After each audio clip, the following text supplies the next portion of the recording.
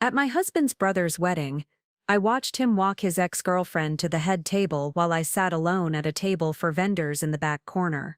When he stood up to give his speech about family values and the people who truly matter, I quietly walked to the front of the reception hall.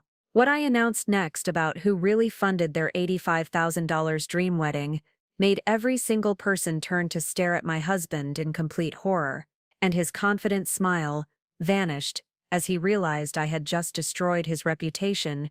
Before we jump back in, tell us where you're tuning in from, and if this story touches you, make sure you're subscribed, because tomorrow I've saved something extra special for you. In front of everyone he'd ever cared about. Picture this: Oceanview Manor, the most exclusive wedding venue on the Pacific Coast, with its crystal chandeliers casting golden light over 200 guests in designer attire. The bride and groom had just finished their first dance to a live orchestra that cost more than most people's cars. Champagne flowed from fountains, the five-tier cake was a work of art, and every single detail screamed luxury and perfection. And there I was, Victoria Chen, sitting at table 23, the vendor table, watching my husband of 12 years, Michael Sullivan, beam with pride as he escorted a stunning redhead named Sophia to the family table. Sophia wasn't just any guest, she was his college girlfriend, the one he'd dated for 4 years before we met, the one whose picture I'd found hidden in his wallet 3 months earlier. But here's what made this moment absolutely devastating. Every single person in that room, the bride, the groom, both sets of parents, the wedding party, even the vendors, everyone believed that Michael's family had somehow scraped together the money for this extravagant celebration. They had no idea that every dollar, every detail, every moment of this perfect day existed because of a secret I'd been keeping for 8 months. As I stood up from my corner table, my hands trembling slightly, I could see Michael at the microphone, beginning his toast as the devoted older brother who helped make this dream possible. His voice carried across the silent room, with that charming confidence that had first attracted me to him 15 years ago. "Ladies and gentlemen," he was saying, raising his champagne glass, "today we celebrate not just the union of my baby brother Daniel and his beautiful bride Jessica, but the power of family sacrifice and love." That word sacrifice nearly made me laugh out loud. The irony was so thick I could taste it.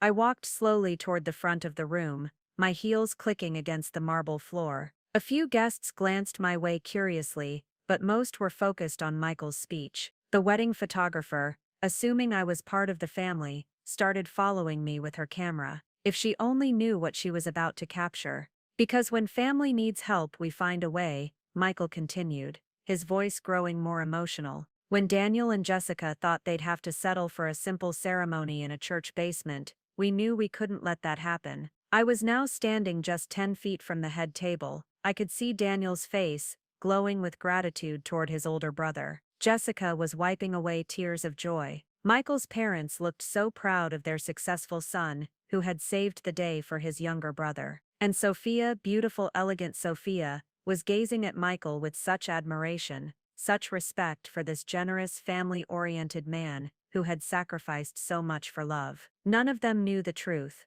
"Excuse me," I said, my voice cutting through his speech. The microphone picked up my words, and suddenly every conversation in the room stopped. 200 pairs of eyes turned toward me. Michael's face went pale. For a split second I saw panic flash across his features before he quickly recovered with that practiced smile. "Oh," he said, with a nervous laugh. "My wife Victoria wanted to add something to the toast." "How sweet." He held out the microphone toward me, probably thinking I was going to say something supportive, something that would reinforce his narrative of family generosity and sacrifice. Instead, I took the microphone and looked directly at Daniel and Jessica, then slowly scanned the room of guests who were all staring at me with polite curiosity. "I'm sorry to interrupt," I began, my voice steady, despite my racing heart, "but I couldn't sit here and listen to another word without telling everyone the truth about this beautiful wedding." The silence in the room was absolute. Even the orchestra had stopped playing.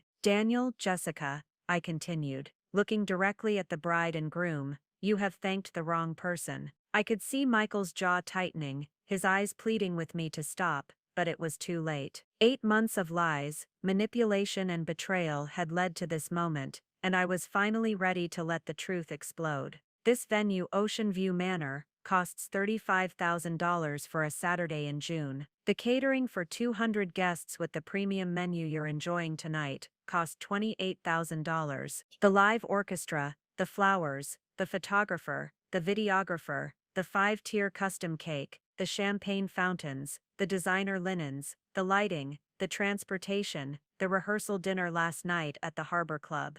All of it, every single detail of this perfect day. I paused, letting the suspense build as every person in the room hung on my words. Was paid for by someone Michael has been hiding from all of you. The murmurs started then, a low rumble of confusion and curiosity spreading through the crowd. I could see Daniel's face changing from confusion to concern. Jessica's hand went to her throat. Michael's parents looked bewildered, and Michael looked like he was about to be sick. The total cost of this wedding was $87,000, I announced, my voice growing stronger with each word. Not a single penny came from Michael or his family. In fact, Michael doesn't even know how much his own brother's wedding cost, because he never asked. He just took all the credit. The room erupted in whispers. I could see phones coming out as guests started recording. This was about to become very public, very quickly. Who paid for it then? Someone called out from the crowd. I smiled, feeling a strange sense of peace wash over me as I prepared to finally tell the truth that would change everything.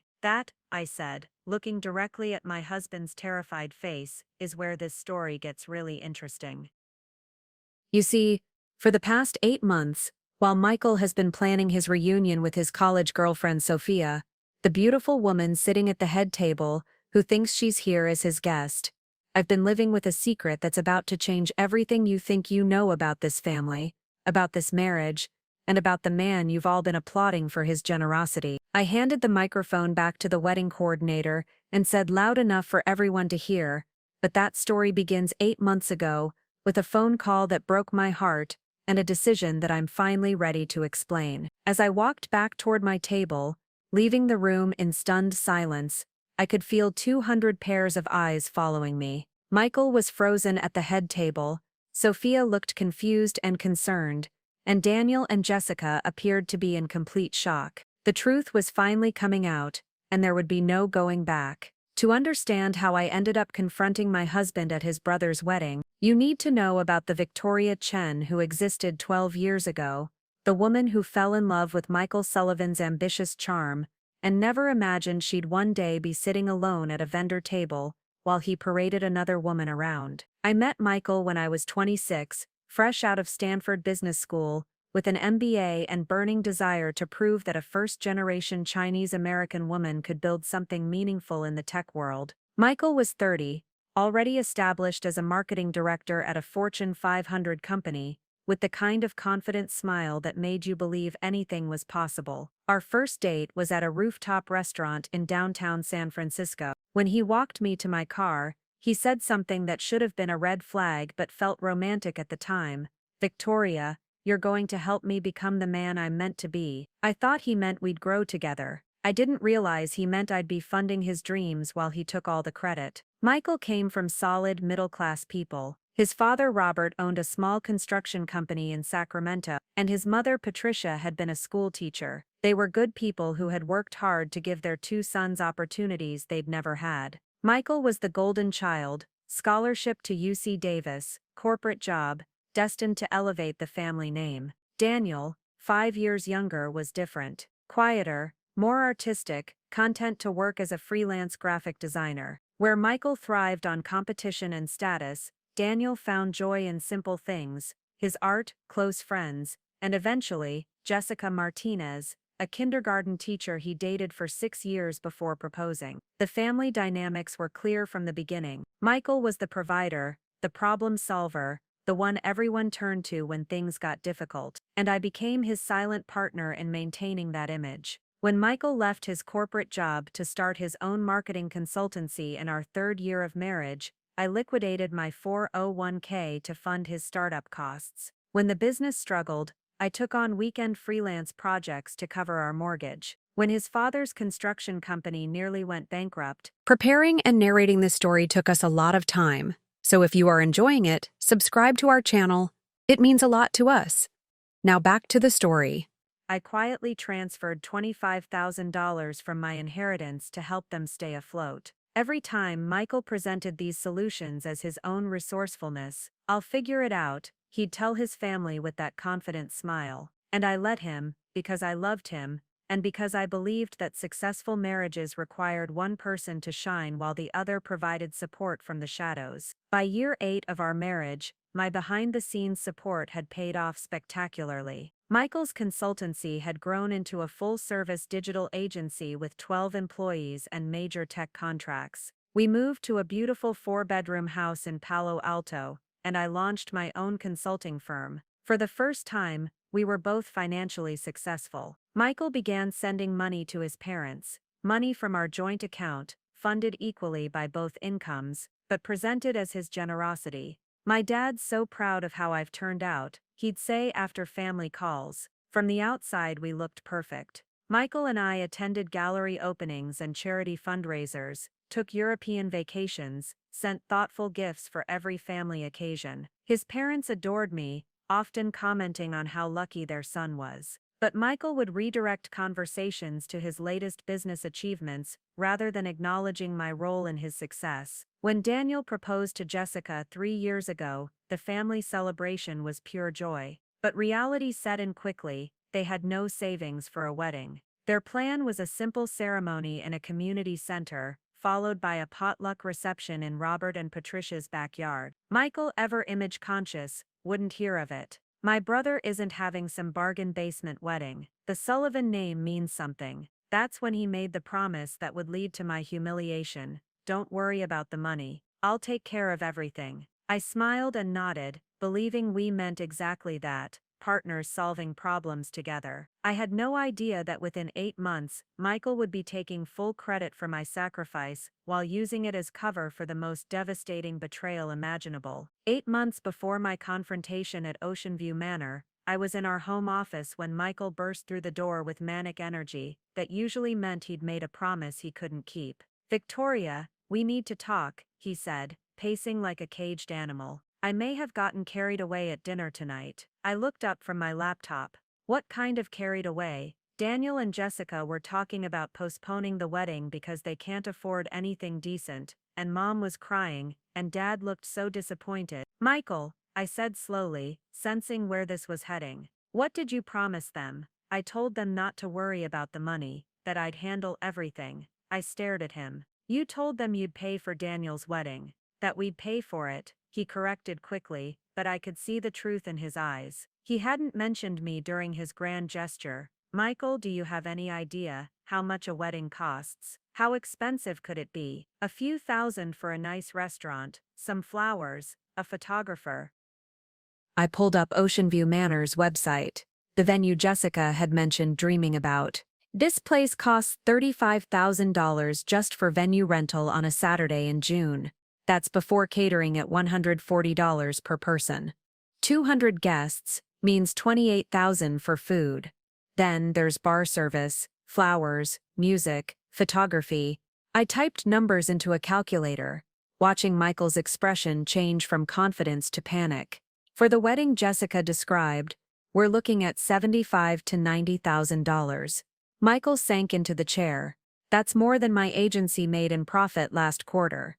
"Exactly. We can't afford Daniel's dream wedding without seriously impacting our financial security." But Michael wasn't ready to hear that. Over the next week, he became obsessed with finding a way to make his promise work, researching costs and getting quotes. Each conversation made him more agitated. "There has to be a way," he kept saying. "I can't go back to my family and tell them I was wrong." "Do you know how that would make me look?" That phrase stuck with me. How that would make me look. Not Daniel's disappointment, or his parents' sadness, Michael's image. Meanwhile, Daniel and Jessica had taken his promise to heart. Jessica put a deposit on Oceanview Manor using her credit card, trusting Michael would reimburse her. They scheduled vendor appointments, assuming unlimited budget thanks to Michael's generosity. The pressure was enormous. Every family call included wedding updates and gratitude for Michael's incredible sacrifice. Patricia called him her generous, successful son. Robert told everyone how proud he was. Michael soaked up every word while privately panicking. 2 weeks after his promise, Michael came home looking defeated. One of our biggest clients is threatening to leave. They might cut their contract by 60%. How much of your annual revenue is that? About 30%. If they leave, I'll have to lay off half my staff. We sat in silence, both understanding what this meant for his wedding promise. Maybe this would be a good time to talk to Daniel about scaling back. Absolutely not, Michael said intensely. I am not going back to my family looking like a failure. I promised them a wedding, and they're going to get one. 3 weeks later, with vendor deposits piling up, Michael came to me with his solution. What if you used your business savings as a short-term loan for wedding expenses? I'll pay you back over the next year, but this way we can cover everything without touching our joint accounts. I stared at him. You want me to fund your brother's wedding with my business money? It's a loan. I'll pay you back with interest. And think about how grateful my family will be. We argued for over an hour. Michael alternated between pleading and guilt-tripping, reminding me of his family's kindness, our shared benefits from his success, all the reasons a good wife would support her husband in crisis. Eventually, worn down and genuinely caring about Daniel and Jessica's happiness, I agreed. I would loan him $90,000 from my business accounts. He would pay me back over 12 months with 5% interest. Our families would never know the money came from me. You're amazing, he said, kissing me with apparent gratitude. This is going to be the wedding of the century, and everyone will know it's because of the Sullivan family's generosity. As I transferred the money the next morning, I felt good about helping people I loved. What I didn't know was that Michael had already begun planning how to use this wedding for purposes that had nothing to do with his brother's happiness, and everything to do with betraying me. Once the money was transferred, and Michael regained his confidence, I threw myself into making Daniel and Jessica's wedding everything they'd dreamed of. If I was sacrificing $90,000 of my business savings, I was determined to ensure every dollar created something beautiful and meaningful. Michael's impatience with details and demanding work schedule meant responsibility quickly fell to me. Within 2 weeks, I had become the de facto wedding coordinator for an event everyone believed my husband was generously funding. Victoria's so organized, Patricia would say during planning calls. Michael, you're so lucky to have a wife who can handle details while you focus on earning the money to pay for everything. Each comment felt like a small knife twist, but I reminded myself this wasn't about credit. It was about creating a perfect day for two people I genuinely cared about. What started as basic planning quickly became an obsession. I spent evenings researching florists, tasting menus, interviewing photographers. I created spreadsheets tracking every expense, timeline, and vendor contact. I treated Daniel and Jessica's wedding like the most important project of my career. The floral arrangements alone took 3 weeks to perfect. I visited 7 florists before finding Maria Santos, whose artistic vision matched Jessica's Pinterest boards exactly. Together we designed cascading arrangements of white hydrangeas, blush roses, and eucalyptus. Cost $8,500. For photography, I interviewed 12 teams before selecting James Chen, whose portfolio captured exactly the romantic, timeless images Jessica wanted. His package $4,200. The catering required 4 separate tastings before we agreed on Chef Rodriguez's perfect menu, a fusion honoring Jessica's heritage while satisfying Michael's family's traditional tastes. With premium bar service, $32,000. Every decision went through me.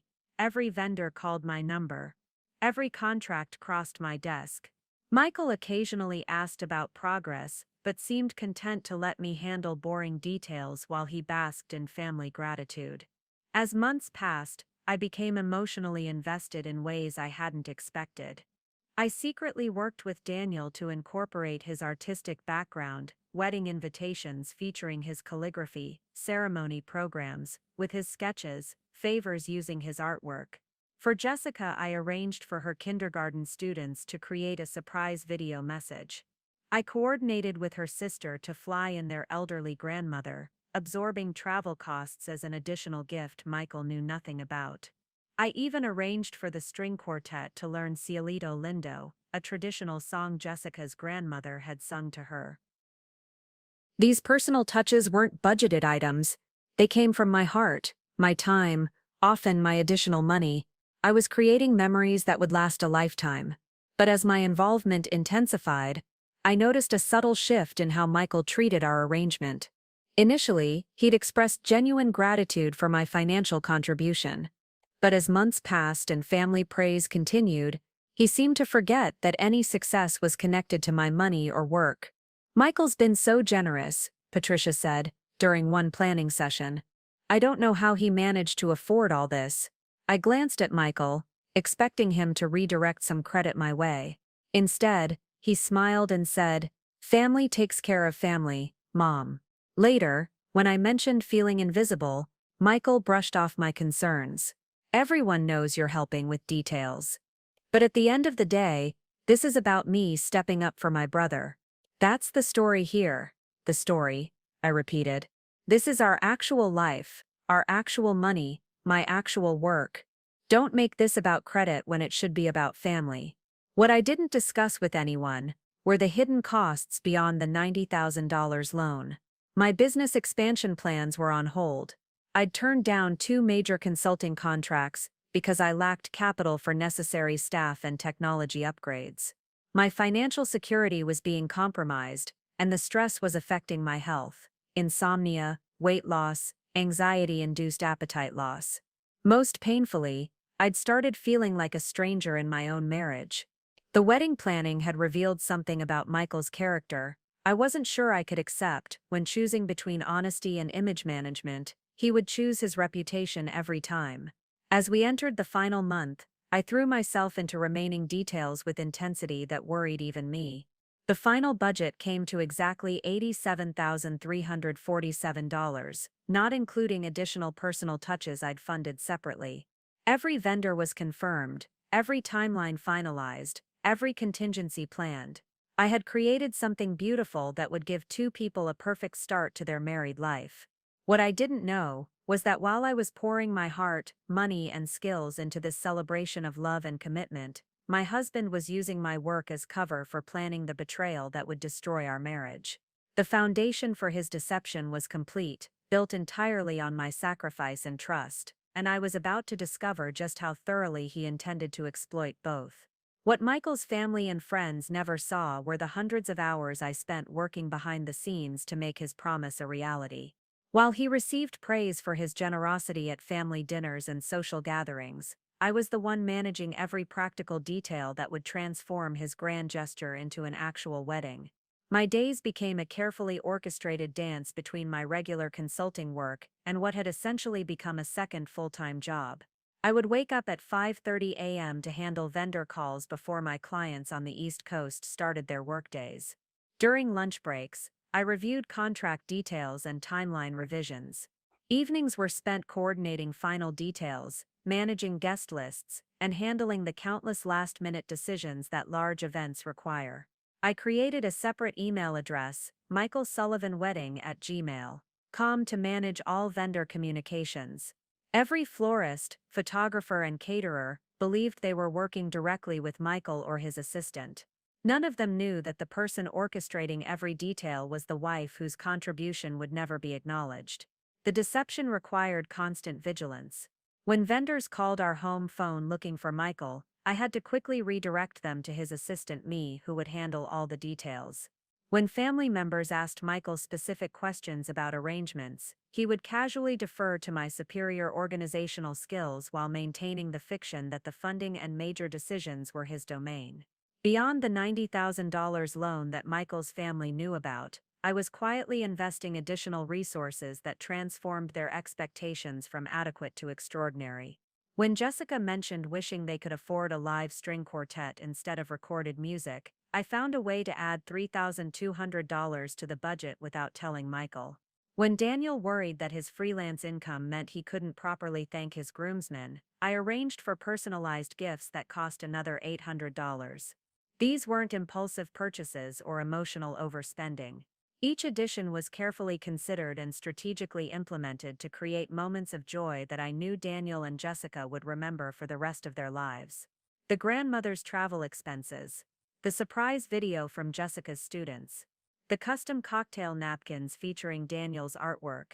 These details cost thousands of additional dollars and dozens of extra hours, but they represented the difference between a nice wedding and an unforgettable celebration. I maintained separate spreadsheets tracking every expense, both official and unofficial. Michael saw only the sanitized version that showed vendor payments within the agreed-upon budget.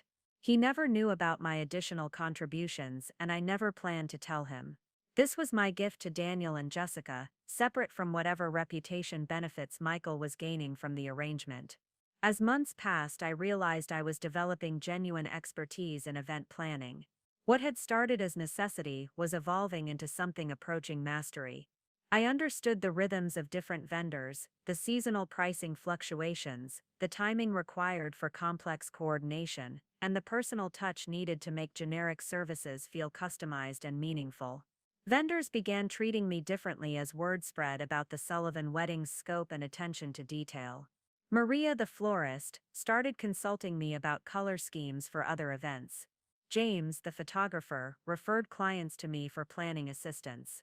The catering team at Oceanview Manor began discussing their most challenging requests with me, knowing I understood both logistics and client psychology. Mrs. Sullivan, Rebecca Martinez, said during one of our final planning meetings, "I have to ask, what do you do for a living? Because you approach this planning with more professionalism than most of the event coordinators we work with." I deflected the question with some vague comment about project management skills from my consulting background, but her observation stayed with me. I was good at this work. More than good, I was excellent. And unlike my corporate consulting, where success was measured in efficiency improvements and cost savings, wedding planning created joy, memories, and experiences that would last a lifetime. What no one understood was the emotional complexity of being so intimately involved in planning a celebration while feeling increasingly invisible in my own marriage. Every beautiful detail I created, every vendor relationship I managed, every timeline I perfected, was simultaneously an act of love for Daniel and Jessica, and a painful reminder of how little credit I received for my contributions. I spent evenings calling vendors to confirm delivery times and payment schedules, while Michael watched television, trusting that everything would work out because Victoria's handling the details. I researched alternatives when vendors had scheduling conflicts, developed contingency plans for weather issues, and managed the constant flow of questions from family members who wanted updates on Michael's generous gift. The weight of maintaining this fiction became exhausting. During family dinners, I listened to Patricia praise Michael's sacrifice while knowing I was the one who had sacrificed business opportunities and financial security. I watched Robert beam with pride at his successful son while knowing that the success he was celebrating came from my bank account and my labor. Most painfully, I observed Daniel and Jessica's grateful appreciation for Michael's incredible generosity, while knowing they had no idea who was actually creating the wedding they were so excited about. Their thank you notes, their emotional expressions of gratitude, their relief at not having to compromise their dreams, all of it was directed toward my husband for work I was doing with money I had earned. As the wedding date approached, my hidden work intensified to a level that was barely sustainable, alongside my regular business responsibilities. Every vendor needed final confirmations, every timeline required minute adjustments based on venue logistics, every detail needed coordination with multiple other elements to ensure the day would flow seamlessly. I was working 16-hour days, managing calls with vendors during every break in my consulting schedule, and handling crisis management that Michael never knew was happening.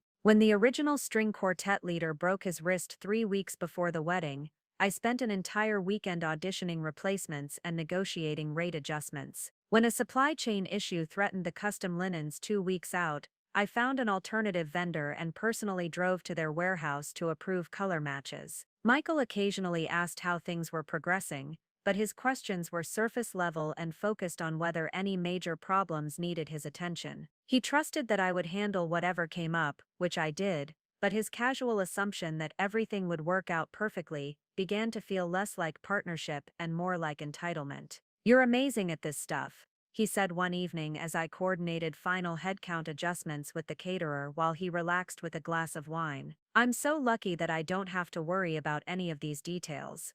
Lucky. As if my expertise and dedication were just fortunate circumstances, rather than deliberate skills and enormous effort being deployed on his behalf. Without really planning it, I had been documenting every aspect of my work. The spreadsheets, email exchanges, vendor contracts, payment records, timeline revisions, and endless coordination details created a comprehensive record of exactly who had planned, funded, and executed Daniel and Jessica's wedding. I told myself this documentation was just good business practice, the same organizational habits that made me successful in my consulting work. But subconsciously, I think I was creating evidence. Evidence of my contribution, my sacrifice, my expertise, and my investment in creating something beautiful for people I loved. This documentation would prove crucial sooner than I imagined, but at the time, it just felt like the natural way to manage a complex project. I had no idea that within weeks, I would need this evidence to defend myself against accusations and to prove truths that seemed too devastating to believe. The wedding was 10 days away, every detail was confirmed,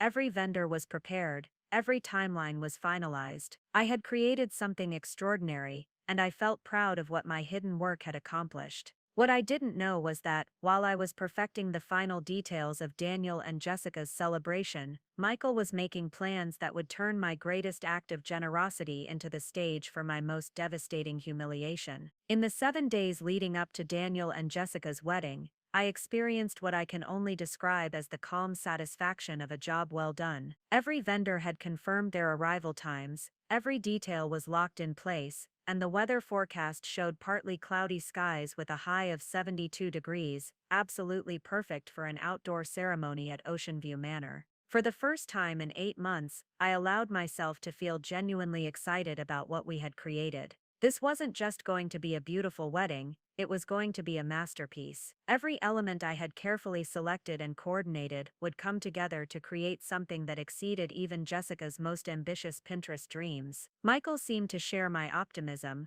though for what I assumed were different reasons. While I was proud of the logistical achievement and the artistry of the event design, he was clearly basking in the anticipation of his family's gratitude and the social recognition he would receive for his incredible generosity. "This is going to be amazing," he said over breakfast, 3 days before the wedding, scrolling through his phone with unusual enthusiasm. "Daniel texted me last night to say he can't believe how perfect everything is going to be. Dad's been telling everyone at the construction site about how proud he is. Mom's been showing the engagement photos to all her friends." I smiled, feeling a warm glow of satisfaction. Despite the complicated dynamics around credit and recognition, knowing that Daniel and Jessica felt supported and celebrated made every hour of work worthwhile. What surprised me most during that final week was how romantic Michael became.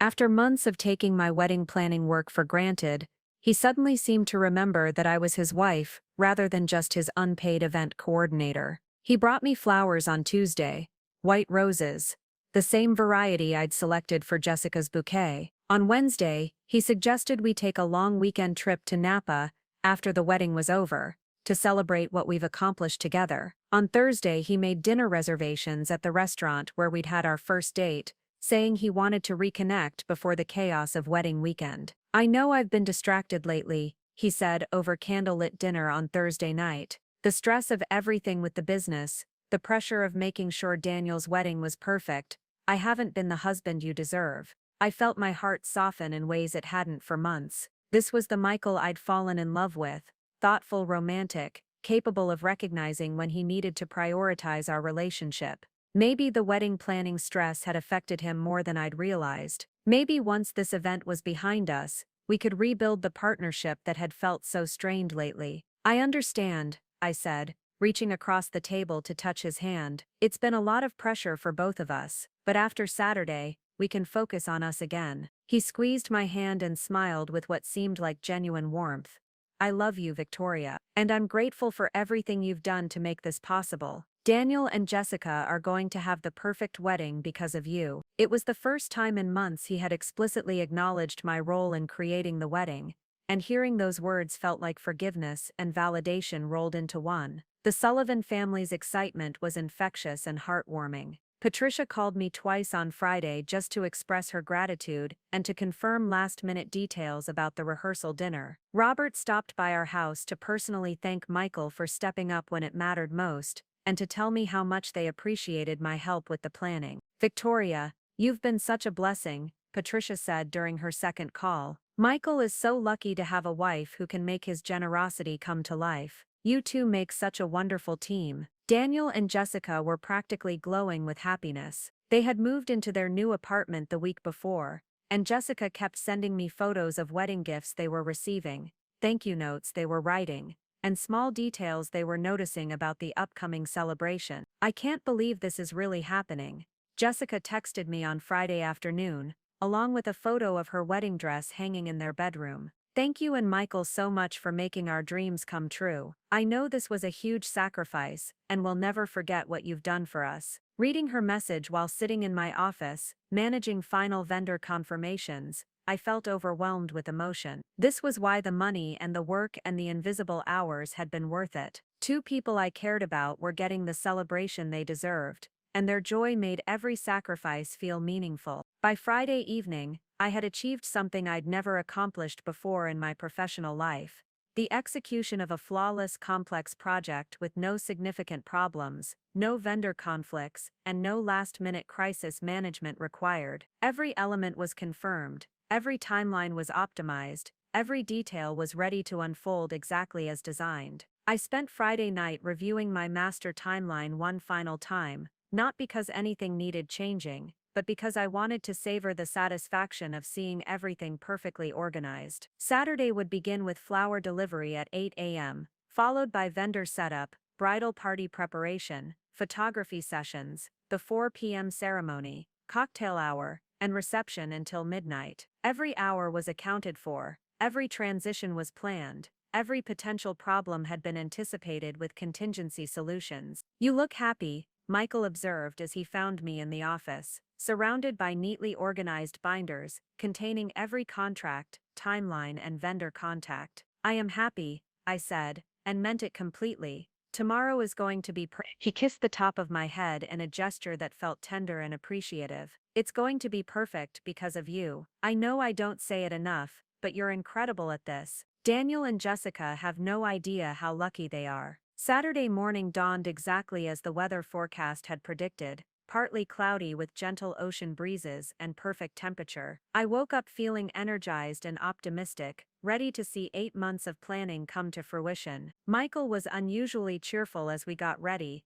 humming while he shaved and commenting on how beautiful the day was going to be. He seemed genuinely excited about the wedding in a way that felt different from his usual focus on family recognition. For the first time in months, I felt like we were truly partners again, working together to create something meaningful. I have a good feeling about today, he said, as we drove toward Oceanview Manor for the final vendor coordination meetings. Everything's going to go perfectly, and everyone's going to have an amazing time. I smiled, watching the coastal scenery pass by our car window. I think you're right, this is going to be a day that Daniel and Jessica remember for the rest of their lives. What I didn't know was that Michael's good mood had nothing to do with his brother's happiness, or the beautiful wedding we had created together. His excitement came from anticipating a reunion that would destroy our marriage and humiliate me in front of everyone who mattered to both of us. The perfect day I had planned was about to become the stage for the most devastating betrayal I could have imagined, and I was walking into it completely blind, trusting in the partnership I thought we had rebuilt, and the love I believed we still shared. The calm was ending. The storm was about to begin.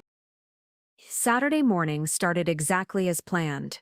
I arrived at Oceanview Manor at 7:30 a.m. to oversee vendor setup while Michael stayed home to handle what he called some last-minute business calls. The florists were punctual, the caterers were professional, and the venue looked absolutely magical as the morning sun filtered through the ancient oak trees, where Daniel and Jessica would say their vows in just 8 hours. I was feeling that particular satisfaction that comes from seeing months of planning executed flawlessly when my phone buzzed with a text message. Assuming it was Michael with some update about his arrival time, I glanced at the screen while directing the placement of the ceremony arch. The message wasn't from Michael, it was from an unknown number. "Hey gorgeous, can't wait to see you at the wedding today. It's been too long, Mias S." I stared at the phone, confused. The message was clearly meant for someone else, probably a wedding guest texting a friend or family member. I was about to delete it when another message arrived from the same number. "Michael said you're staying at the Marriott downtown.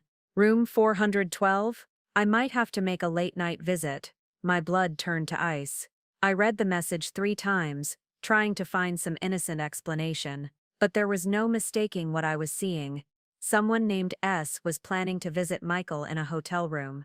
On the night of his brother's wedding, the wedding I had funded and planned. With trembling hands I scrolled up to see if there were earlier messages from this number.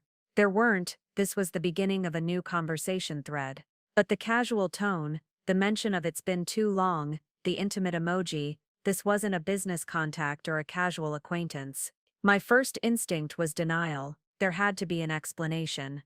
Maybe this was a vendor texting the wrong number. Maybe it was someone confused about hotel arrangements for out-of-town guests. Maybe Michael had given someone his number for wedding coordination, and there was some misunderstanding. I called Michael immediately, my heart pounding as I watched Maria Santos arrange white hydrangeas into cascading perfection just 10 feet away. "Hey babe," he answered on the third ring, his voice cheerful and casual. "How's everything looking?" "Michael," I said, trying to keep my voice steady, "I just received some strange text messages that I think were meant for you. Someone texting about seeing you at the wedding and mentioning a hotel room." The silence that followed lasted only 3 seconds, but it felt like an eternity. "Oh," he said, and I could hear the shift in his tone immediately.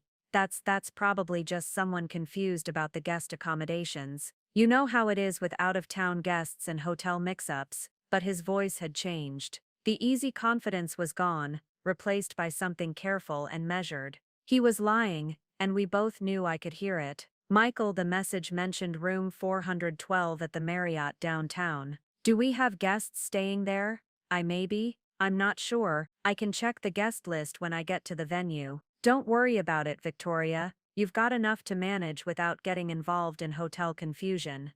Don't worry about it." As if mysterious romantic text messages about hotel room visits were just minor logistical details I shouldn't concern myself with. After we hung up, I stood in the middle of the venue I had spent 8 months perfecting, watching vendors transform the space into something magical, and felt my world tilt on its axis. Everything looked exactly as it should. The flowers were gorgeous, the lighting was perfect, the tables were elegant, but suddenly it all felt like a stage set for my own humiliation. I forced myself to focus on vendor coordination for the next hour, checking off items on my timeline and solving small logistical issues. But my mind kept returning to those text messages, and Michael's unconvincing response. Who was S? How long had it been since they'd seen each other? And why was this person planning a hotel room visit on the night of our family celebration? At 10:30 a.m., while reviewing the ceremony timeline with the string quartet, my phone buzzed again. Another message from the same unknown number.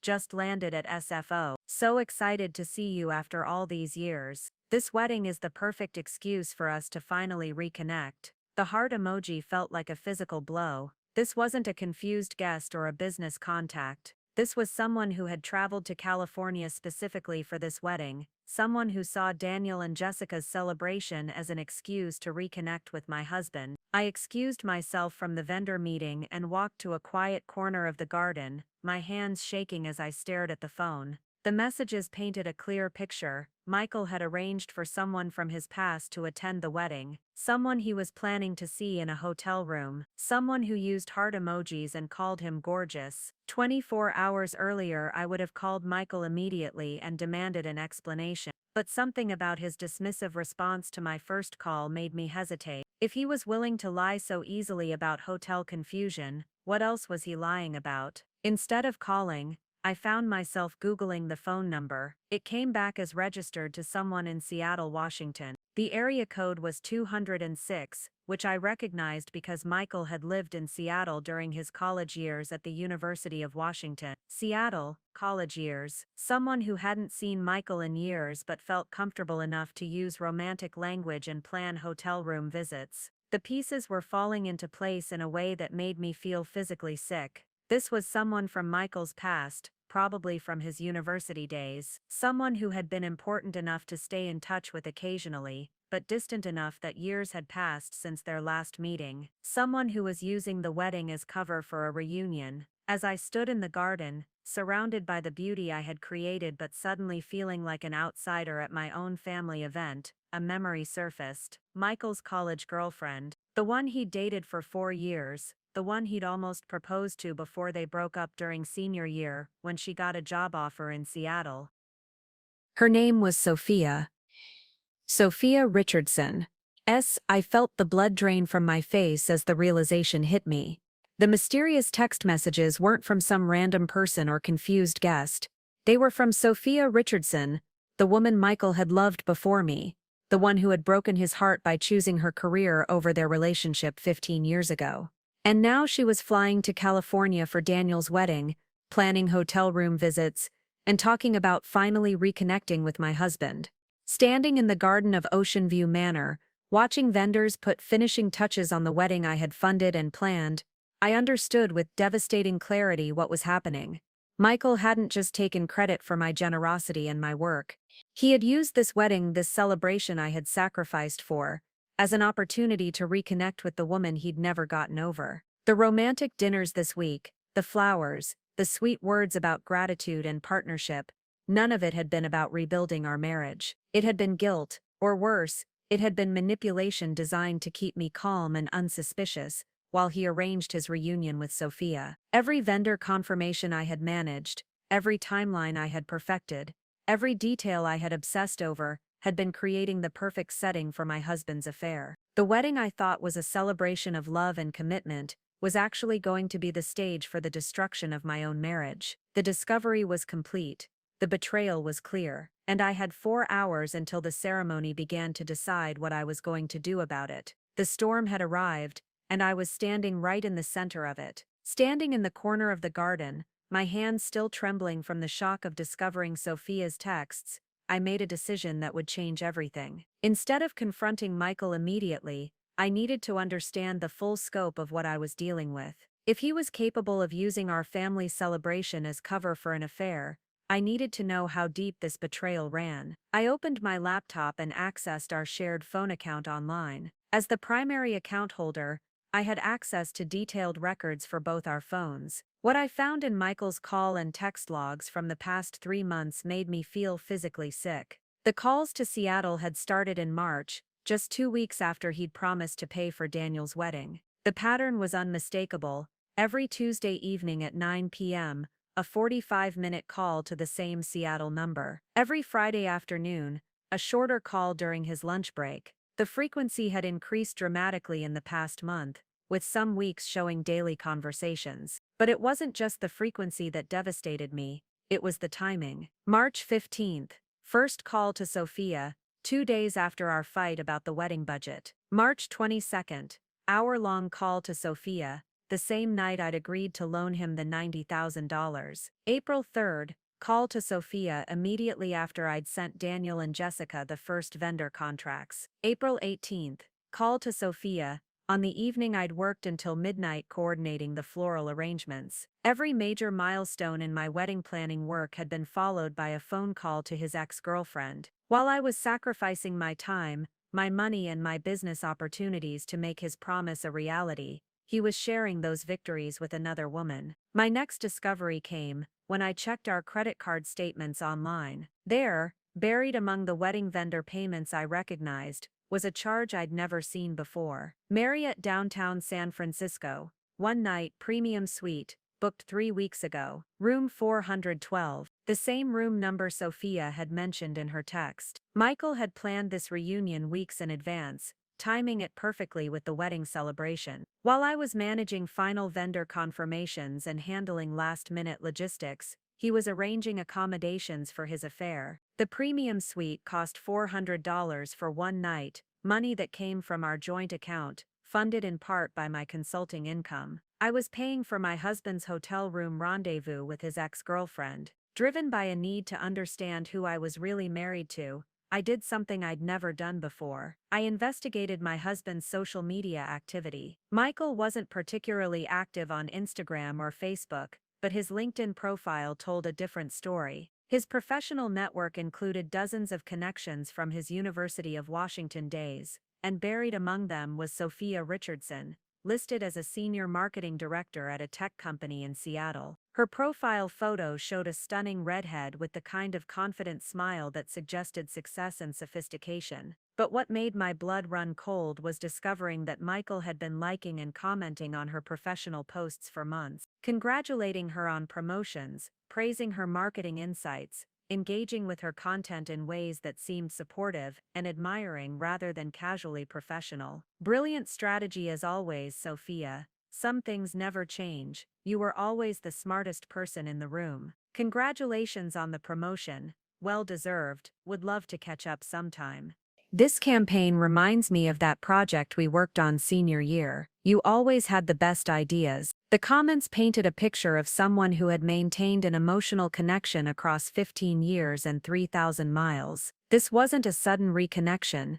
It was the continuation of a relationship that had never really ended. As I pieced together the evidence, a horrifying timeline emerged. Michael's reconnection with Sophia hadn't been spontaneous or accidental. It had been deliberately timed to coincide with the wedding planning process. The pattern was clear. As I took on more responsibility for creating Daniel and Jessica's perfect day, Michael had been using that freedom to rebuild his relationship with his first love. Every hour I spent on vendor calls, he'd been available for personal conversations with Sophia. Every evening I worked late coordinating wedding details. He'd been free to reminisce about college memories and plan their reunion. The wedding I thought was bringing our family together was actually providing the perfect cover for Michael to betray our marriage. My generosity had been his opportunity. My sacrifice had been his freedom. My final devastating discovery came when I cross-referenced the official wedding guest list with Sophia's travel plans. Her name wasn't on any list I'd seen. When I checked with Daniel and Jessica, they had no idea who Sophia Richardson was, or why she might be attending their wedding. Michael had invited his ex-girlfriend to his brother's wedding without telling anyone, not his family, not the bride and groom, and certainly not his wife, who was planning and funding the entire event. Sophia was coming as his personal guest, someone he'd added to the celebration for his own purposes. The audacity was breathtaking. He had used my money to create a beautiful setting, my planning to ensure everything would be perfect, and my trust to provide cover for bringing another woman to our family celebration. The wedding reception I'd designed would become the stage for him to publicly parade his affair in front of everyone we knew. Sitting in my car in the Oceanview Manor parking lot, surrounded by vendor trucks and wedding preparation activity, I tried to process the full scope of what Michael had done. This wasn't a moment of weakness or a sudden temptation. This was a calculated, months-long deception that had used my love for his family against me. He had manipulated my affection for Daniel and Jessica to secure funding for a wedding that would serve his personal agenda. He had exploited my desire to support our marriage during a difficult time to create space for rebuilding his relationship with another woman. He had taken advantage of my trust and generosity to arrange the most humiliating betrayal imaginable. But perhaps most devastating was the realization that everything I'd interpreted as renewed appreciation for our marriage, the romantic dinners, the flowers, the sweet words about partnership had been guilt management. Or worse,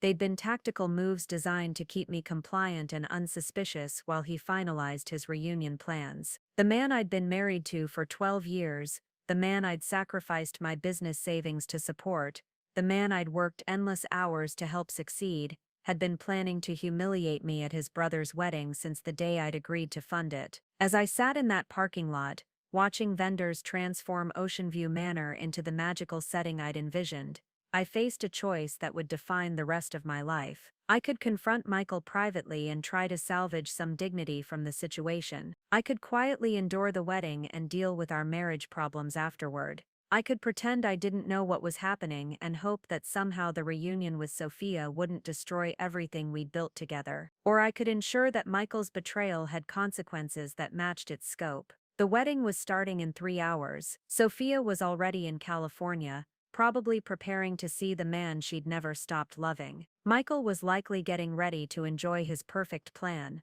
a beautiful wedding to showcase his generosity, funded entirely by his wife's sacrifice, providing the ideal setting for his affair. But he had made one critical error in his planning. He had underestimated the woman whose generosity he was exploiting, and he was about to discover that I had documented every detail of his deception, just as thoroughly as I had documented every aspect of the wedding he was about to use against me. The depth of the betrayal was clear. The decision was made, and Michael Sullivan was about to learn that there are consequences for using someone's love as a weapon against them. Despite discovering the devastating scope of Michael's betrayal, some part of me still hoped there might be an explanation that could salvage our marriage. 12 years of shared history, the romantic week we'd just had, the partnership we'd built together. Surely there was some misunderstanding that could explain away the evidence I'd uncovered. I drove home from Oceanview Manor in a strange state of determined calm. The wedding vendors had everything under control, the ceremony was still 3 hours away, and I had a small window of time to give Michael one last chance to tell me the truth. If he could explain the phone calls, the hotel reservation, and Sophia's travel plans in a way that made sense, maybe we could work through this crisis together. I found him in our bedroom, getting dressed in the navy suit I'd helped him select for the wedding. He was humming softly while adjusting his cufflinks, the same gold ones his father had worn to his own wedding. For a moment, seeing him preparing for his brother's celebration, I almost convinced myself that I'd misinterpreted the evidence. This was the man I'd loved for over a decade. Surely he couldn't be capable of such calculated deception. "Michael," I said, closing the bedroom door behind me, "we need to talk." He looked up from the mirror where he'd been adjusting his tie, and I saw something flicker across his face, concern perhaps, or recognition that this conversation was going to be different from our usual discussions about wedding logistics. "Everything okay?" he asked, his tone carefully neutral.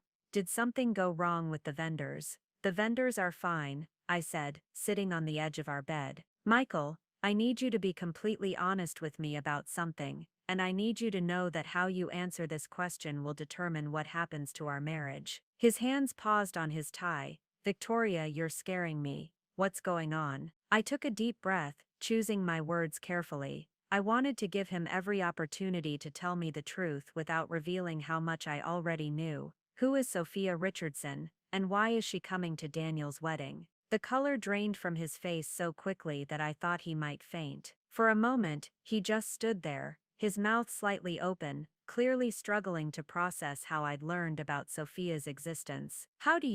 Where did you hear that name? That's not an answer, Michael. Who is she? I watched him mentally recalibrate, his expression shifting from shock to something more calculated. When he spoke again, his voice carried the same dismissive tone he'd used on the phone earlier. "Sophia's just an old college friend who heard about the wedding through mutual connections. I think she might be in town for business and wanted to stop by." "It's not a big deal, Victoria." "An old college friend," I repeated slowly. "Michael, I've been married to you for 12 years. I know about your college relationships. Sophia Richardson was your girlfriend for 4 years. The woman you almost proposed to." His jaw tightened, but he maintained his casual stance. "Okay, yes, we dated in college, but that was 15 years ago. We're completely different people now. She's just a friend who wanted to attend a family celebration. A friend you've been calling twice a week for the past 3 months." This time, his composure cracked completely.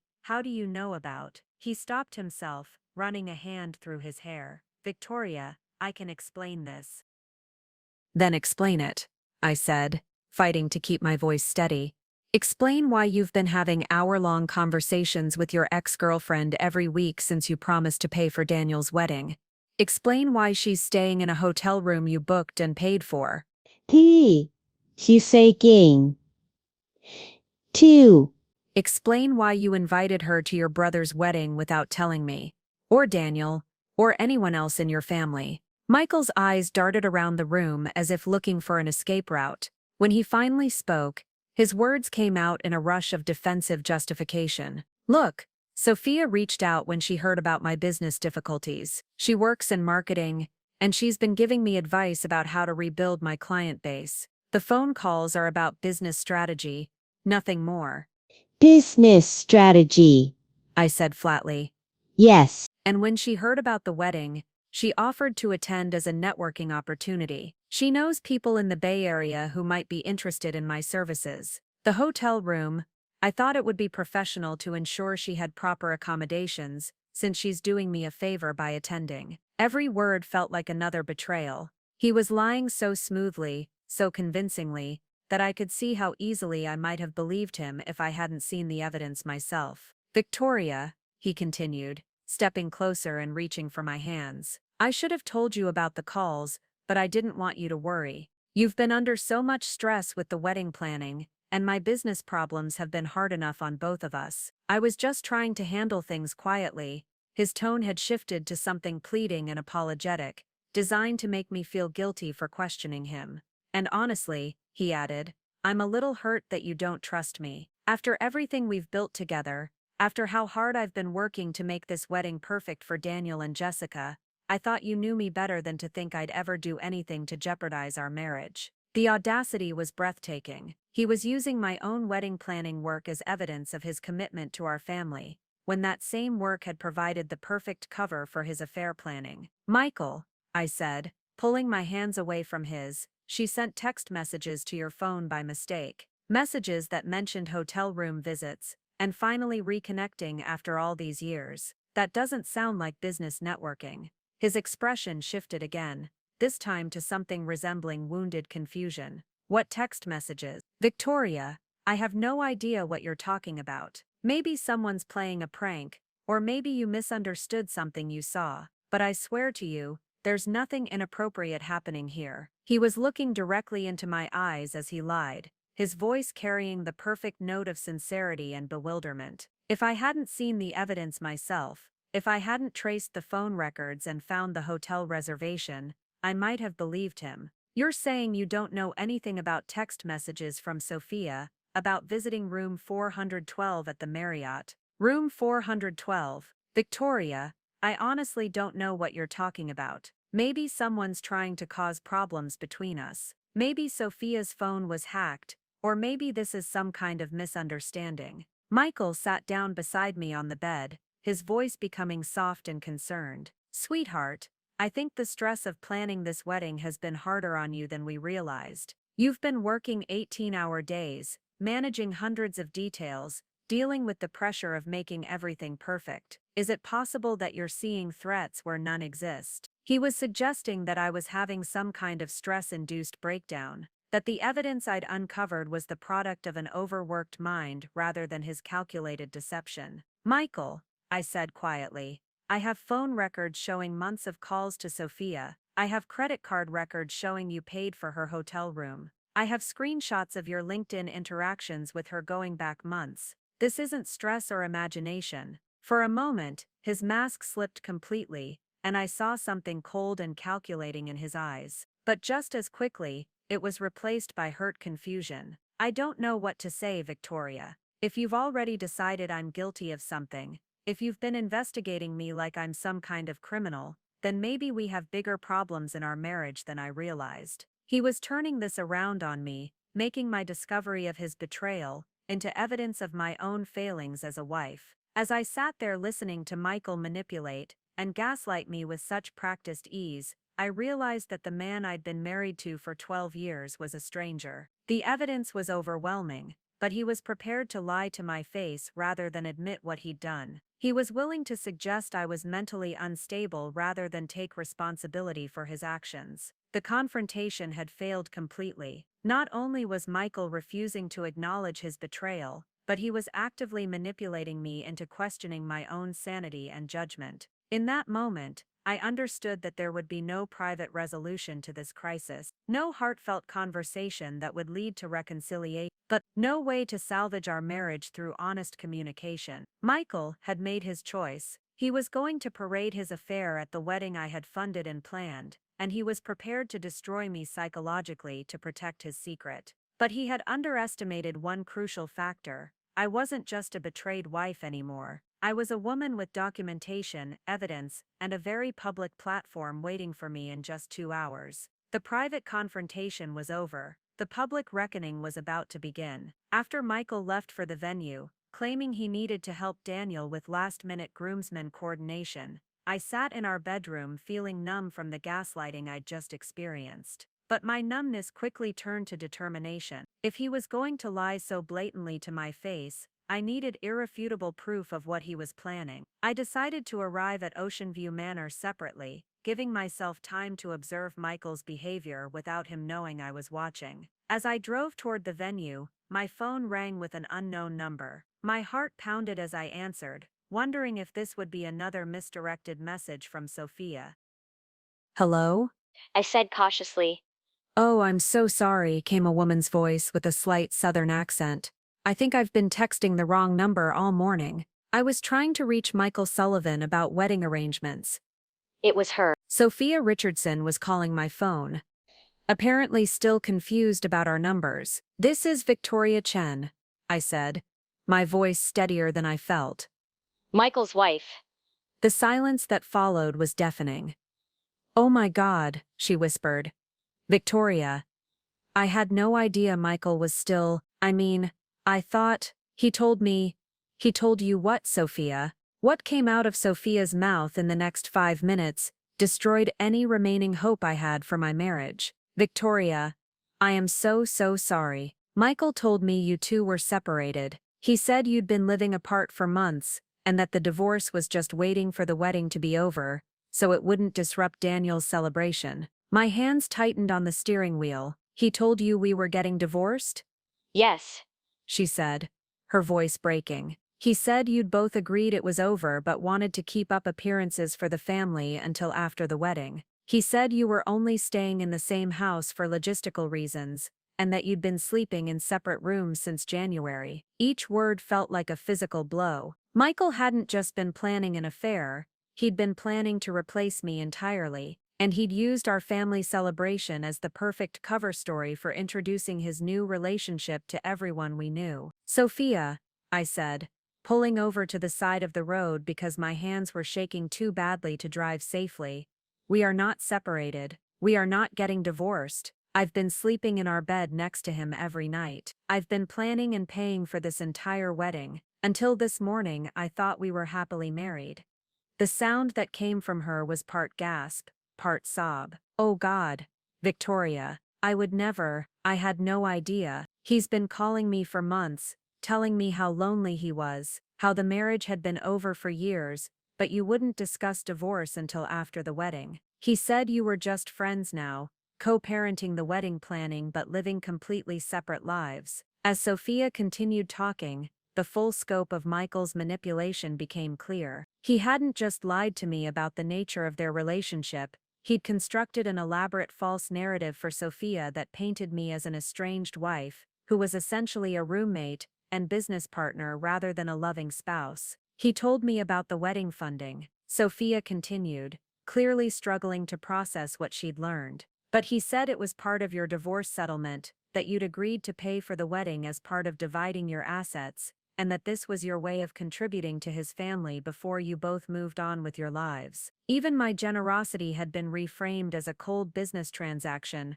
rather than an act of love and sacrifice. "Sophia," I said, "did he invite you to the wedding as his date?" "Not exactly," she said quietly. "He said you'd both agreed it would be appropriate for him to bring a companion since you were essentially separated, but that he wanted to be discreet out of respect for the family. He said after the wedding, when the divorce was finalized, we could be more open about our relationship." The most devastating part of Sophia's confession was learning about Michael's long-term strategy. This wasn't just about a weekend affair, or a moment of weakness. He had been systematically planning to transition from our marriage to a relationship with Sophia, using Daniel's wedding as the bridge between his old life and his new one. He said the wedding would be the perfect opportunity for me to meet his family naturally, Sophia explained. That after I attended as his friend, people would get used to seeing us together, and when the divorce was announced in a few months, it wouldn't be shocking that we'd started dating. Michael had orchestrated the entire evening as a soft launch for his new relationship. The wedding I'd funded and planned was intended to be his coming out party with his ex-girlfriend, presented under the cover story that I was a soon-to-be ex-wife, who had graciously agreed to help with family logistics during our amicable separation. "Sophia," I said, "what did he tell you about tonight? About after the wedding?" Her voice became very small. "He said you'd arranged to stay somewhere else, so we could have privacy to talk about our future, that you'd been very understanding about giving us space to reconnect." The hotel room. He'd told her I was staying elsewhere, while they spent the night together in the premium suite I'd unknowingly paid for. "Sophia," I said, my voice becoming stronger as anger replaced devastation, "I want you to understand something very clearly. Michael has lied to both of us. I am not separated from my husband. We are not getting divorced. I have spent the last 8 months of my life working 18-hour days to plan and fund this wedding, because I love his family, and wanted to support his promise to his brother." "I believe you," she whispered. "God, I believe you. The way he talked about you, it never quite made sense. He seemed to know too much about your daily life for someone who was supposedly living separately, and when I asked to meet you during the planning process, he always had excuses for why it wouldn't be appropriate yet." "What are you going to do?" I asked. "I'm going home," she said immediately. "I'm getting back on a plane today. I never would have come if I'd known the truth. Victoria, I am so sorry. I thought I was helping a lonely man move on from a failed marriage. I had no idea I was being used to destroy a happy one." Before Sophia hung up, she gave me one final piece of information that confirmed everything I'd suspected about Michael's character. "Victoria, there's something else you should know. Michael didn't just tell me you were separated. He told me you'd been having an affair with one of your consulting clients, and that's why the marriage ended. He said you'd become cold and distant, that you cared more about your career than your family, and that you'd already moved on emotionally even though you hadn't moved out physically." So not only had Michael constructed a false narrative about our separation, he'd painted me as the villain in our marriage's supposed demise. He'd made me the unfaithful spouse, the career-obsessed wife, who'd abandoned her family for professional success. He said, "The only reason you were helping with the wedding was guilt." Sophia continued. "That you felt bad about how things ended and wanted to do one nice thing for his family before you both started over. Every generous act, every hour of work, every sacrifice I'd made had been reframed as guilt-driven penance rather than love-driven generosity." After Sophia hung up, promising to catch the next flight back to Seattle and never contact Michael again, I sat in my car processing the full magnitude of what I'd learned. Michael hadn't just been planning an affair. He'd been planning a complete replacement of our life together, using my work and my money to create the perfect setting for introducing his new relationship to our families and friends. The wedding I'd created was supposed to be his transition event, the last public appearance of our marriage, and the first public appearance of his relationship with Sophia. The reception I'd planned was intended to be our farewell party, though only Michael would know that was what was happening. But most importantly, I now had a witness. Sophia Richardson could testify to the months of lies Michael had told, the false narrative he'd constructed, and the deliberate deception he'd used to manipulate both of us. If I chose to expose him publicly, I wouldn't be a bitter wife making unsubstantiated accusations. I would be a woman with documentation, evidence, and a victim of his lies willing to confirm the truth. The confirmation was complete. There was no innocent explanation, no misunderstanding, no way to salvage our marriage through private conversation. Michael Sullivan had planned to humiliate me at the wedding I'd funded and worked to create, and he'd been willing to lie to everyone, including the woman he claimed to love, to make it happen. But he'd made one crucial error. He'd underestimated my ability to uncover the truth, and my willingness to ensure that actions had consequences. The wedding was starting in 90 minutes. And Michael Sullivan was about to discover that there are some betrayals that demand public justice. Sitting in my car on the side of the road, I faced the most important decision of my life. I could drive home, pack my bags, and quietly file for divorce on Monday morning. I could endure the wedding ceremony, maintain my dignity, and handle this betrayal privately, or I could ensure that Michael faced the consequences of his actions in front of everyone who had praised his generosity and character. The safe choice was obvious. Take the high road, protect Daniel and Jessica's special day, avoid creating a scene that would dominate family conversations for years to come. That's what the old Victoria would have done. The Victoria who had spent 8 months working in the shadows, accepting invisible contributions, swallowing her need for recognition in favor of family harmony. But the old Victoria had been married to a man she thought she knew. The old Victoria had trusted that her sacrifices were building something meaningful with a partner who valued her contribution. The old Victoria had believed that marriage meant mutual respect and honest communication. That Victoria was gone. As I drove toward Oceanview Manor, I found myself analyzing this situation with the same strategic thinking I applied to my most complex consulting projects. Michael had made calculated decisions designed to maximize his benefit while minimizing his risk. He'd used my love for his family to secure funding, my trust to provide cover for his deception, and my generosity to create the perfect setting for his betrayal. Every element of his plan had been designed to ensure that I would discover his affair only after it was too late to do anything about it. By the time I realized what was happening, the wedding would be over, Sophia would be established in his life, and I would be faced with the choice of either accepting the situation quietly or becoming the bitter ex-wife who couldn't handle his happiness. But Michael had made one critical miscalculation. He'd assumed I would prioritize avoiding embarrassment over demanding justice. He'd counted on my desire to protect family relationships to keep me silent about his deception. He'd expected me to absorb the humiliation privately, rather than expose his lies publicly. He was wrong. What Michael didn't understand was that I now held every advantage in this situation. I had documentation of his deception, testimony from his victim, and evidence of his manipulation that was irrefutable. More importantly, I had the one thing he couldn't control: the truth.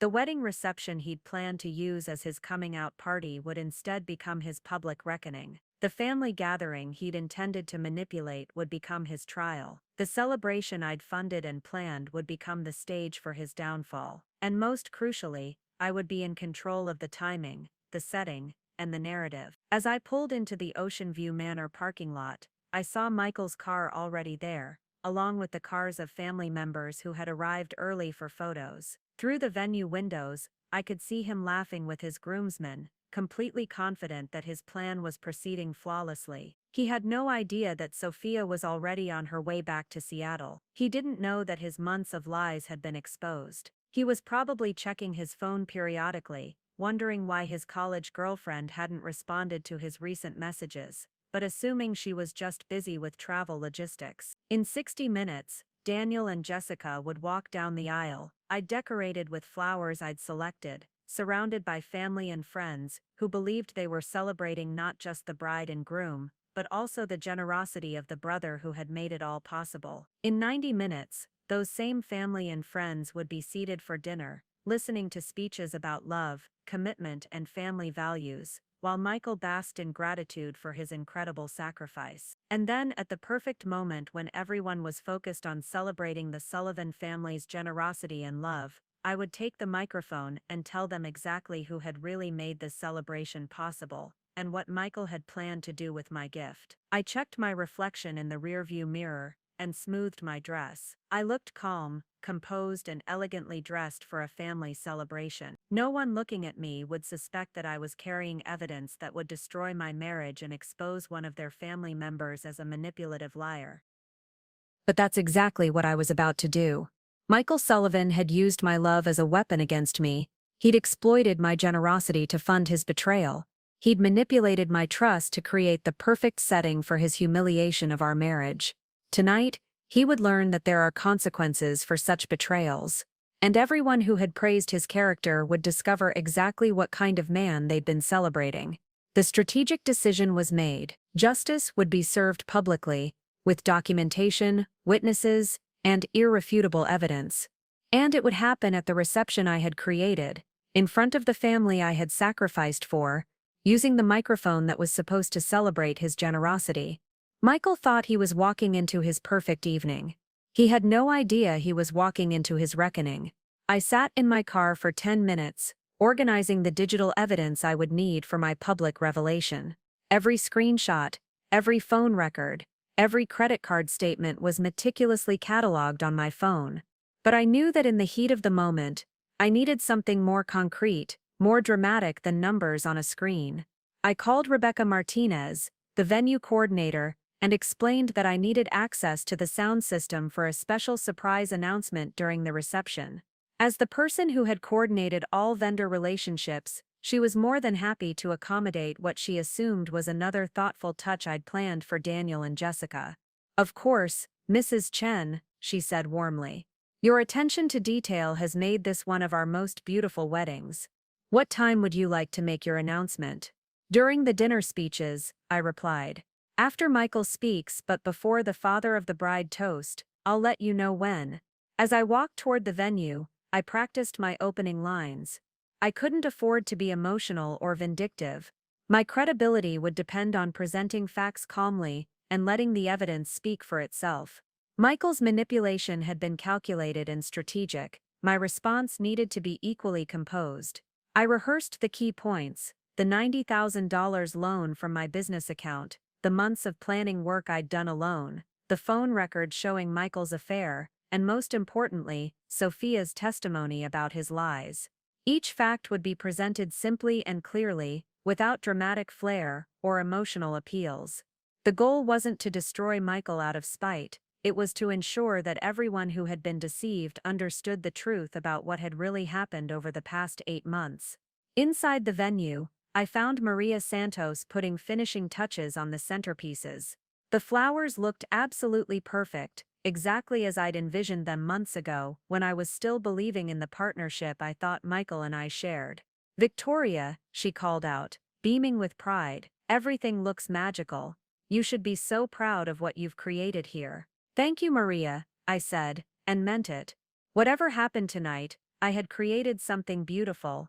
Daniel and Jessica would have memories of a perfect wedding day, even if they would also remember it as the day they learned who their brother really was. I checked with James Chen, the photographer, to ensure he would be positioned to capture the reception speeches. I wanted documentation of this moment, both for my own records and because I suspected Michael's reaction would be worth preserving. Guests began arriving for the ceremony, and I took my assigned seat in the third row. Not the front row where the mother of the groom should sit, not beside the family that had benefited from my generosity, but in a spot that would give me a clear view of Michael's face during the proceedings. He looked confident and happy as he escorted his mother to her seat. Patricia was glowing with pride, whispering to nearby relatives about how grateful she was for her generous older son. Robert shook hands with guests, clearly enjoying his role as father of the successful brother who had saved the day. Michael caught my eye once during the pre-ceremony mingling and gave me a warm smile, the same smile he'd been using to manipulate me for months. He had no idea that I knew about his phone calls, his hotel reservation, or his elaborate lies to Sophia. He thought his plan was proceeding perfectly. As Daniel and Jessica exchanged vows under the flower arch I had designed, I found myself genuinely moved by their happiness. Their love was real, their joy was authentic, and their celebration was unmarred by the deception that surrounded its funding. Whatever damage my revelation would cause, it wouldn't touch the core of what we were celebrating. I watched Michael during the ceremony, noting how he positioned himself prominently in the wedding party photos, how he made sure to be visible during key moments. He was already crafting the narrative of his generosity, ensuring that the visual record would support his version of events. But I was creating a different kind of record. In 90 minutes, when everyone was gathered for dinner and the speeches began, I would present the real story of this wedding. And unlike Michael's version, mine would be supported by documentation, witnesses, and irrefutable evidence. As the ceremony concluded and guests moved toward the cocktail hour, I excused myself to make final preparation. I sent a text to Sophia, asking her to keep her phone available in case I needed her to speak to Michael's family directly. She responded immediately, promising to answer any call and confirm everything she had told me about Michael's lies. I also forwarded copies of all my evidence to my personal email account, ensuring that even if something happened to my phone, I would still have access to the documentation I needed. The reception was beginning. In 1 hour, Michael would stand before 200 guests and accept praise for generosity that wasn't his. He would bask in gratitude for sacrifices he hadn't made, and take credit for work he hadn't done. And then I would take the microphone and tell everyone the truth. The preparation was complete. The evidence was organized. The witnesses were available. Michael Sullivan's reckoning was about to begin. The cocktail hour unfolded exactly as I had planned it 8 months earlier. Guests mingled on the terrace overlooking the Pacific, sipping signature cocktails I had designed with the bartender to complement the coastal setting. The string quartet played classical pieces I had specifically requested, and the late afternoon light filtered through the ancient oaks in exactly the magical way I had envisioned. From my position near the garden entrance, I watched Michael work the crowd with practiced charm. He moved from group to group, accepting congratulations for his incredible generosity, modestly deflecting praise while clearly enjoying every moment of recognition. I counted at least 6 different conversations where he explained how he'd made sacrifices to ensure Daniel could have the wedding of his dreams. Family comes first. I heard him tell a group of his father's construction colleagues, "When your brother needs you, you find a way to make it happen." Each word felt like a knife twist, but I remained calm and observant. This was exactly the kind of behavior I needed to document. Michael taking full credit for sacrifices he hadn't made, basking in praise for generosity that wasn't his. As guests moved into the reception hall for dinner, I made my way to table 23, the vendor coordination table in the far corner where Michael had seated me. The irony wasn't lost on me. The woman who had planned and funded the entire wedding was seated with the hired help, while an empty chair at the head table waited for a mistress who was no longer coming. From my distant table, I watched Michael's growing confusion as he repeatedly checked his phone. Sophia should have arrived by now, should have responded to his messages, should have been there to begin their public debut as a couple. I could see him making excuses to other family members, probably explaining that his business associate had been delayed by travel issues. The empty chair beside him became more conspicuous as dinner was served. Patricia kept glancing at it, clearly wondering why Michael had requested an extra place setting. Robert asked loud enough for nearby tables to hear whether Michael's friend from Seattle was still planning to attend. Michael's confident facade was beginning to crack, replaced by barely concealed anxiety about his missing accomplice. As Rebecca Martinez began organizing the evening's speeches, I confirmed my position in the lineup. The plan was elegant in its simplicity. Daniel would speak first, thanking everyone for attending. Jessica would follow with gratitude to both families. Michael would then give his speech about family sacrifice and brotherly love, the moment he'd been building toward for months. And then, before the emotional high of his speech could fade, before guests could fully absorb his narrative of generous brotherhood, I would stand up and request a moment to add to his remarks. Rebecca had positioned the wireless microphone exactly where I'd requested, easily accessible from any table in the room. The sound system was tested and ready. James Chen, the photographer, would be in perfect position to capture reactions from both the head table and the crowd. Everything was in place for Michael's public reckoning. As dinner was served, I sent 2 final text messages that would seal Michael's fate. The first was to Sophia in Seattle.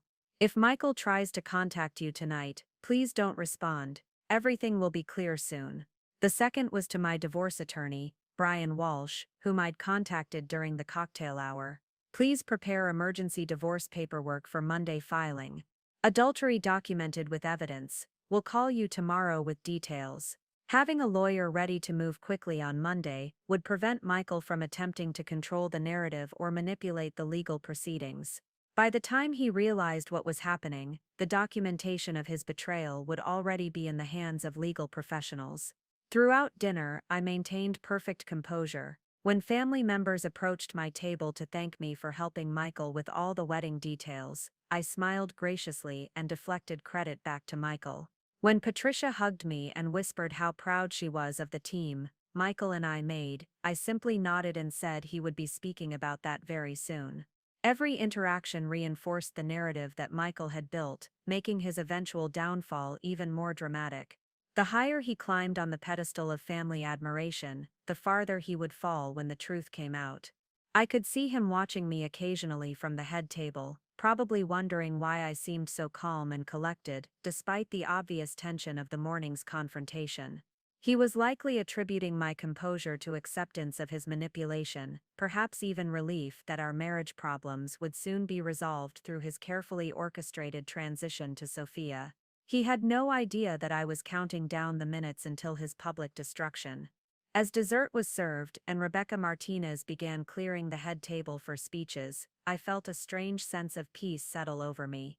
8 months of invisible work, 3 months of unknowing manipulation, and 1 day of devastating discovery had led to this moment. In 15 minutes, Michael would stand before 200 guests and deliver the speech he'd been planning since the day he promised to pay for Daniel's wedding. He would accept credit for generosity that belonged to me, take praise for sacrifices he hadn't made, and position himself as the loving brother who had saved the day. And then I would stand up and tell everyone exactly who had really saved the day, and what Michael had planned to do with my gift. The setup was complete. Michael Sullivan was about to give the performance of his life, never knowing that it would also be his final bow. Rebecca Martinez approached the microphone with practiced grace, her voice carrying clearly across the reception hall. Ladies and gentlemen, we're honored to share this beautiful celebration with Daniel and Jessica Sullivan. We'll now hear from some very special people, beginning with our groom. Daniel stood up, radiant with happiness, and delivered a heartfelt speech about finding his soulmate and the importance of family support. His words were genuine and touching, speaking about how grateful he was for everyone who had made their dream wedding possible. Jessica followed, her voice trembling with emotion as she thanked both families for welcoming her and for the incredible generosity that had made this day perfect. She looked directly at Michael as she spoke about sacrifices and love, clearly believing every word of the narrative he had constructed. Then came the moment I had been waiting for 8 months. Michael rose from his chair with the confident bearing of a man accustomed to being celebrated. He adjusted his tie, the same gesture I'd watched him make before important business presentations, and smiled at the crowd with genuine warmth. Thank you all for being here to celebrate Daniel and Jessica, he began, his voice carrying the perfect tone of humble pride. When my little brother came to me 8 months ago, worried that he couldn't afford the wedding Jessica deserved, I knew exactly what I had to do. A murmur of appreciation rippled through the crowd. Patricia dabbed at her eyes with her napkin. Family isn't just about blood. It's about showing up when the people you love need you most, Michael continued, gaining confidence with each word. It's about making sacrifices so that the next generation can have what they dream of. It's about proving that love conquers all obstacles, including financial ones. The irony was so thick I could taste it. Every word he spoke was true, but he was describing my actions, not his own. This wedding represents everything our family stands for, he said, gesturing toward the elaborate decorations I had selected, the flowers I had arranged, the venue I had chosen. When you love someone, you find a way to make their dreams come true, no matter what it costs you personally. The applause was thunderous. Robert was beaming with pride at his successful son. Patricia was crying openly. Guests were nodding and smiling, clearly moved by this display of brotherly devotion and family values. Michael raised his champagne glass, preparing for his final flourish. So here's to Daniel and Jessica, and to the power of family love to overcome any challenge. Here's to— Excuse me, I said, standing up from table 23. The room fell silent so abruptly it was almost comical.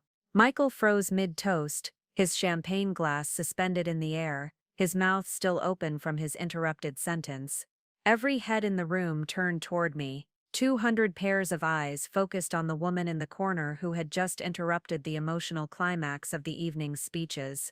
Michael's face went through a series of expressions in rapid succession: confusion, recognition, concern, and finally barely suppressed panic. "I'm sorry to interrupt," I said, walking slowly toward the front of the room, "but I think there are some important details about this wedding that everyone should know before we toast to family values and sacrifices." Rebecca Martinez looked confused but handed me the microphone without question. After all, I was the one who had coordinated every aspect of this event.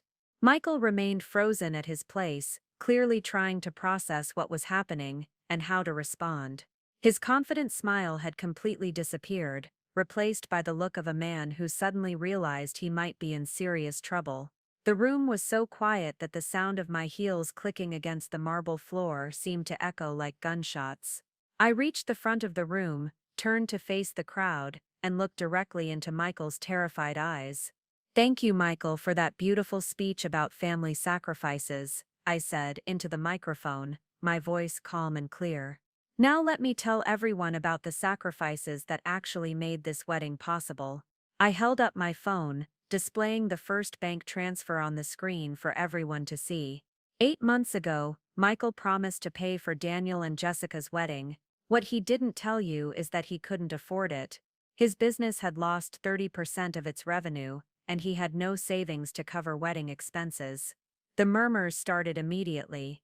Michael's face had gone completely white, so he asked me to loan him the money. $90,000 from my business account, money I had saved for my own company's expansion. I swiped to the next screenshot. Here's the transfer, dated March 22nd. Every vendor payment, every deposit, every expense of this beautiful wedding came from my bank account. Patricia's hand flew to her mouth. Robert was staring at Michael with confusion and growing concern. "But that's not the worst part," I continued, my voice growing stronger. "For the past 8 months, while I planned every detail of this wedding, while I selected these flowers, coordinated with these vendors, designed this entire celebration, Michael has been telling someone else that our marriage was over." I pulled up the phone records on my screen. Michael has been having hour-long phone calls twice a week with his college ex-girlfriend, Sophia Richardson.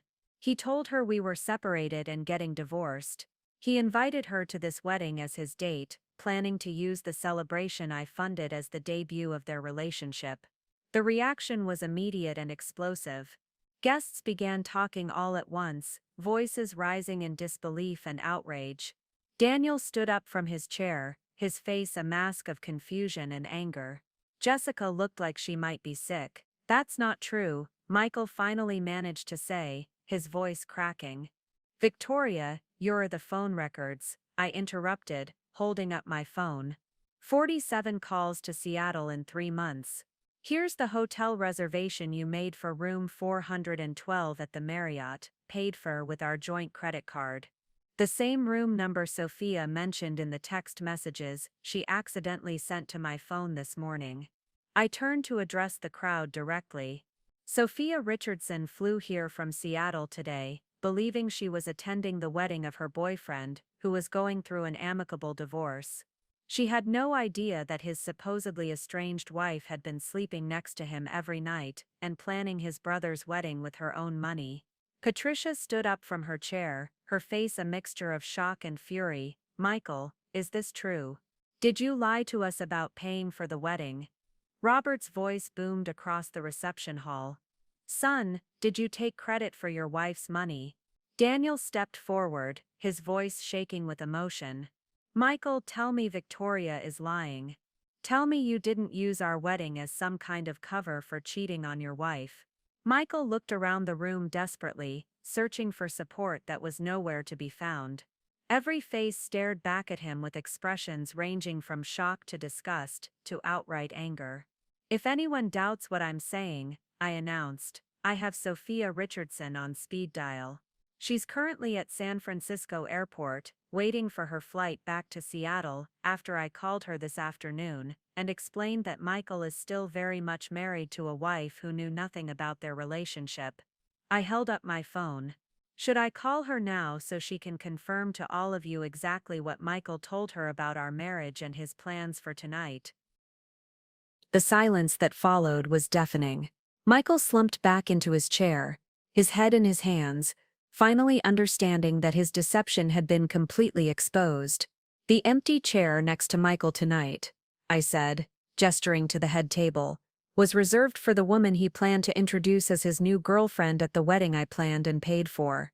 The same wedding where I was seated at the vendor table in the corner, like hired help rather than family." I set the microphone down on the head table and looked directly at Michael one final time. That's the real story of tonight's family sacrifices and values. I hope everyone enjoys the rest of the celebration that I created for Daniel and Jessica, the two people who actually deserve to be celebrated tonight. The aftermath of my revelation was swift and devastating. Michael sat frozen in his chair as chaos erupted around him. Guests were pulling out their phones, taking pictures and videos of the scene. The photographers had captured everything, and I could already see people posting to social media. Patricia was the first to act. She marched over to Michael with a fury I'd never seen from the usually gentle woman. "How dare you," she said, her voice shaking with rage. "How dare you lie to this family and take credit for Victoria's generosity while planning to humiliate her at our celebration?" Robert was right behind her, his construction worker's hands clenched into fists. 12 years, Michael. Victoria has been part of this family for 12 years, and this is how you treat her? By using her money to fund your affair? Daniel's reaction was perhaps the most devastating. "You used our wedding," he said, his voice breaking. "You turned the happiest day of our lives into a cover story for cheating on your wife. The wife who made our dreams possible." Michael finally found his voice, but his words only made things worse. "It's not what it looks like," he said desperately. "Sophia and we weren't, we were just talking. Victoria is exaggerating everything." "Exaggerating," I said, still standing near the microphone. "Should I call Sophia right now so she can tell everyone about the lies you told her? About how you said we were divorced, and that I was having an affair?" "Don't," he said, quickly, panic clear in his voice. "Please don't do that." His plea for mercy only confirmed his guilt to everyone watching. The man who had been confidently accepting praise 20 minutes earlier was now begging his wife not to expose more of his lies. What surprised me most was how quickly Michael's entire family turned against him. Patricia walked over to me and took my hands in hers. "Victoria, I am so sorry. We had no idea. If we had known the truth, we never would have let him take credit for your incredible generosity." Robert nodded grimly. "From now on, everyone in this family knows who really made this wedding possible. And everyone will know what kind of man Michael really is." Daniel and Jessica approached together, both of them looking stricken. "Victoria," Daniel said, "we don't know how to thank you or how to apologize for what Michael did. This whole celebration exists because of you." Jessica was crying openly. "I can't believe he was going to bring another woman to our wedding, using our special day to parade his affair around. It's disgusting." Within minutes, videos of my speech were circulating on every social media platform. Guests had recorded everything, and the story was going viral in real time. #wedding revenge and #who really paid for everything were trending within the hour. The comments were overwhelmingly supportive. People were calling me a hero for exposing Michael's manipulation. Marriage counselors were sharing the video as an example of financial abuse and gaslighting. Divorce attorneys were using it to illustrate documentation and evidence gathering. Michael's professional reputation was being destroyed as colleagues and clients saw the videos. His marketing agency's social media pages were flooded with comments about his character and business ethics. As I prepared to leave the reception, Michael made one last desperate attempt to salvage something from the wreckage. He stood up, his voice carrying across the still buzzing crowd. "Victoria, please, can we talk privately? This doesn't have to end our marriage." The audacity was breathtaking. After being exposed for months of lies, financial manipulation, and planned adultery, he was still trying to negotiate. "Our marriage ended the moment you started planning to replace me," I said clearly, making sure everyone could hear. "The only difference is that now everyone knows the truth about what kind of husband and brother you really are." I picked up my purse and walked toward the exit,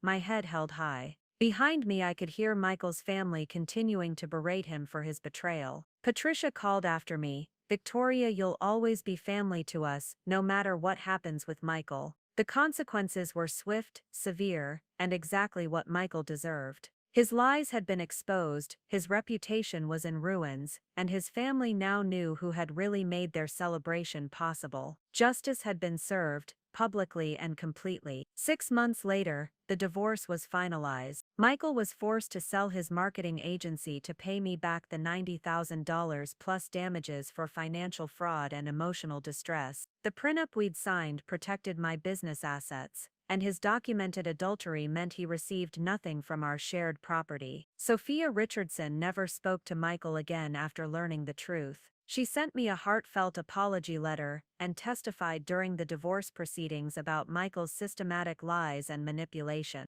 Her testimony was crucial in establishing his pattern of deception. The wedding video went viral with over 20 million views across social media platforms. I received thousands of messages from people who had experienced similar betrayals, thanking me for showing them that silence isn't the only option when facing manipulation and financial abuse. Most importantly, Daniel and Jessica's marriage thrived. They insisted on reimbursing me for the wedding costs, even though I told them it wasn't necessary. "You gave us the perfect start to our marriage," Daniel said, "and we want to make sure you get back what you invested in our happiness."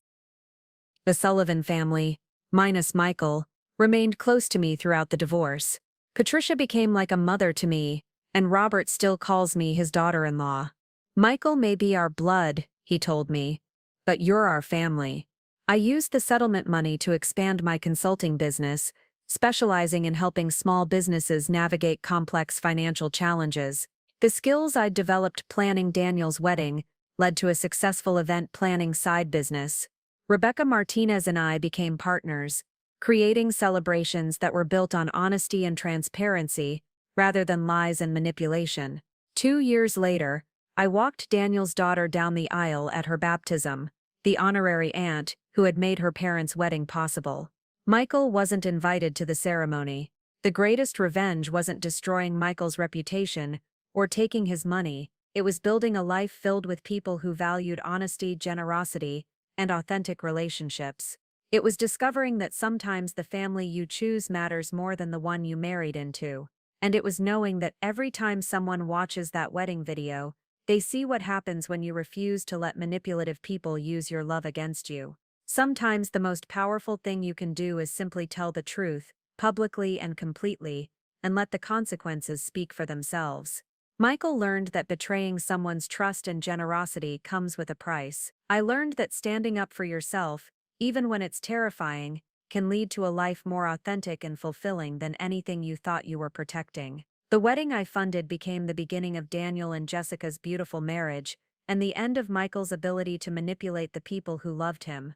Up next, you've got 2 more standout stories right on your screen. If this one hit the mark, you won't want to pass these up. Just click and check them out. And don't forget to subscribe and turn on the notification bell so you don't miss any upload from us.